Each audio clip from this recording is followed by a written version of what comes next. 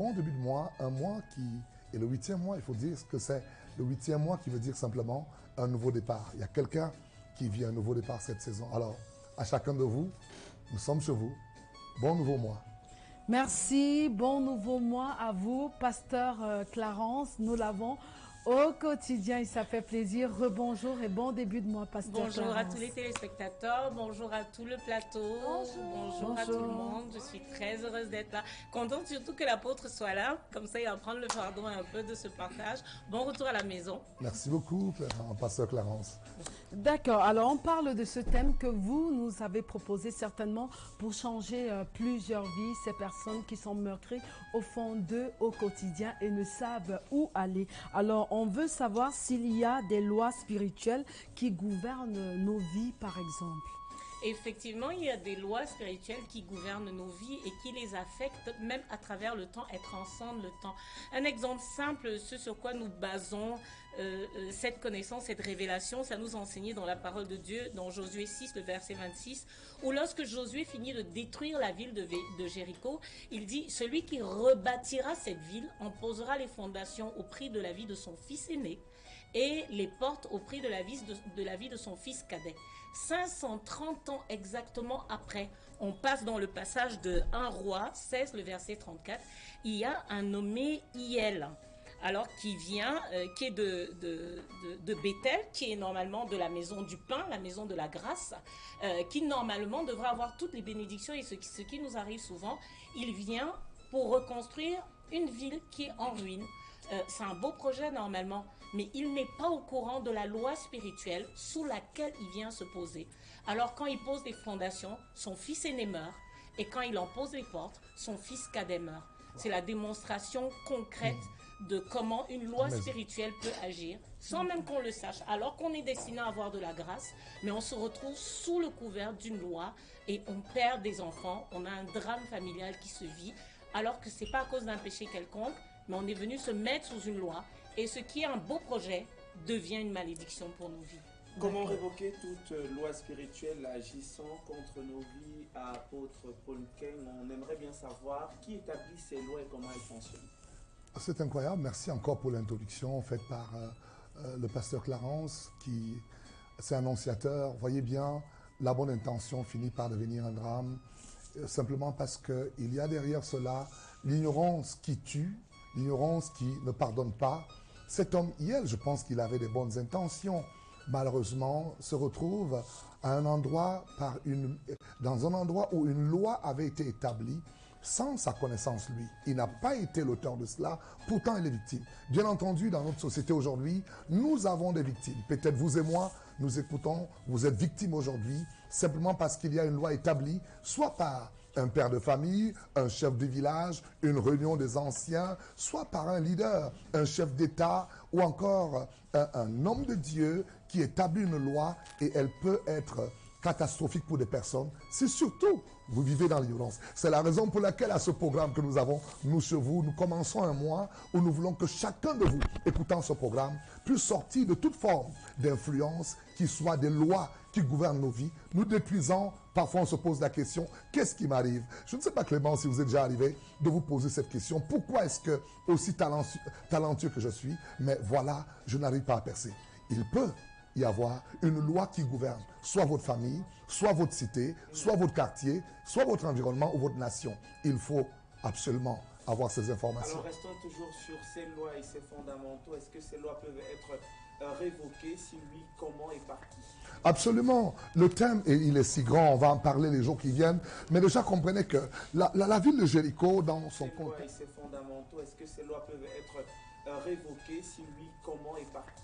Absolument. Le thème, il est si grand, on va en parler les jours qui viennent.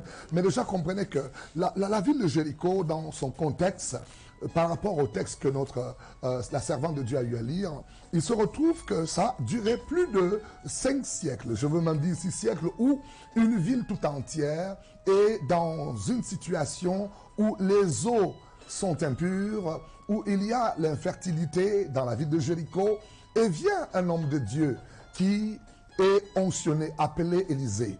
et qui va être confronté par les hommes de Jéricho qui lui disent « La ville est belle, le séjour est d'ailleurs très agréable, mais les habitants sont stériles et la vie est difficile. » Élisée, c'est un prophète de Dieu. Oui, on peut avoir aujourd'hui encore des hommes de Dieu capables à pouvoir revoquer une loi qui gouverne sur une nation, sur un village ou encore sur une vie. C'est la raison pour laquelle nous sommes à ce programme. Venir dire à un homme, une femme, il y a un début de mois, nous déclenchons une saison de révocation de toute loi qui peut être en train de gouverner et de pouvoir mettre des difficultés, des limitations dans une famille, dans une vie. Mais on aimerait avoir des exemples un peu plus concrets dans la vie ou bien le vécu des Camerounais qui regardent cette émission à l'instant. Oh oui, restons un peu textuel sur le plan biblique, hein, et ça fait un peu un dénominateur commun. Moïse, par exemple, né dans une saison où il y a dans le texte Exode 1, verset, je pense, 26, une loi qui est décrétée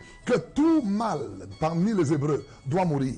Écoutez, il mange sur le pharaon, il a échappé à la mort, mais la mort le suit même pendant qu'on lui donne à manger. Ça peut être le cas, tu es dans un boulot, il y a une loi qui te gouverne parce que tu ne dois pas prospérer, tu ne dois pas avoir de promotion, malgré que tu sois talentueux. Un jour, on te revoque du travail et ça se vit partout. Tu es une belle femme, il y a une loi qui gouverne votre famille. Vous ne pouvez jamais être heureuse dans un foyer. Malheureusement, vous êtes dans l'ignorance, cette loi vous retrouve. Malgré que vous soyez talentueux en tant qu'artiste, vous êtes limité au Cameroun. Pourtant, vous devez avoir une renommée internationale. Mes amis, nous voulons prier pour vous. Nous voulons vous annoncer tous ces numéros de téléphone sur l'écran.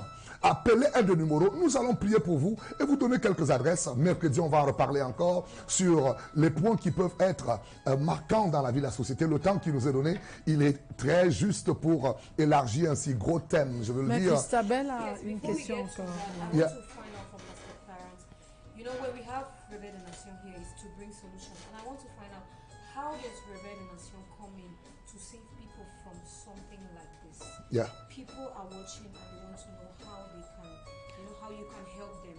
First of all, it's a serious invitation that we extending to people to come to Wednesday at the Bible study.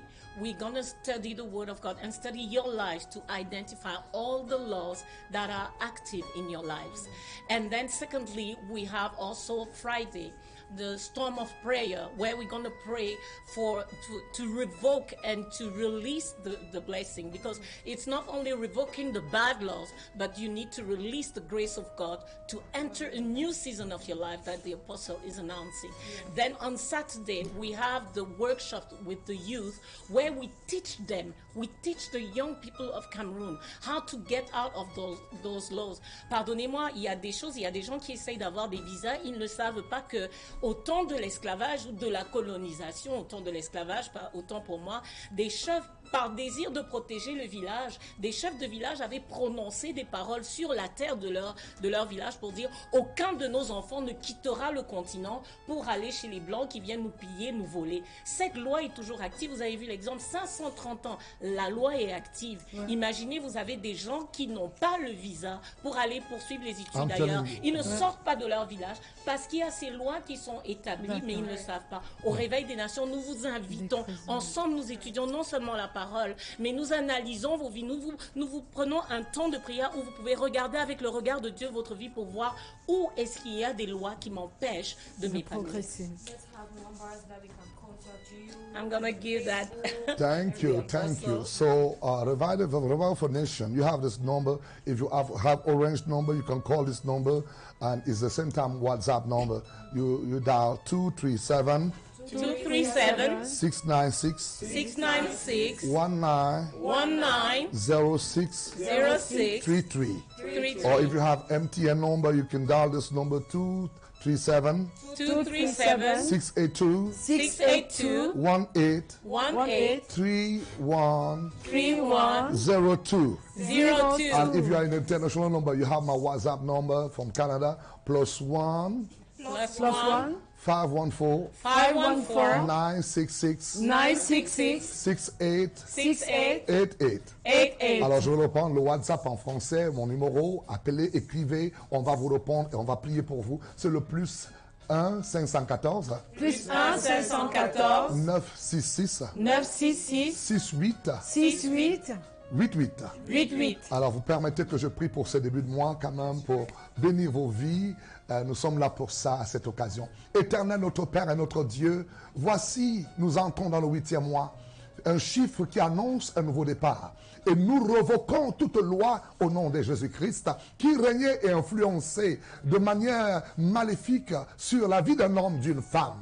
À ce mois, oh Dieu, nous déclenchons des ouvertures. Le séjour qui était agréable et qui tuait des vies, nous rendons ce séjour désormais un séjour de vie, des maisons hantées. Nous annulons ces lois qui règnent maison. Nous bénissons les nations, le Cameroun comme point de contact pour toute l'Afrique, l'Europe, l'Amérique, les îles, l'Asie, au nom puissant de Jésus. Soyez bénis, bon début de mois avec les lois revoquées, celles qui influençaient négativement vos vies. Soyez bénis dans le studio. Merci beaucoup, Merci. apôtre Paul Quin du Réveil des Nations et bien sûr le pasteur Clarence. Ils nous ont parlé de ce thème, comment revoquer toute loi spirituelle agissant contre nos vies. Voilà, on va vous inviter à manger le BHB. On suppose que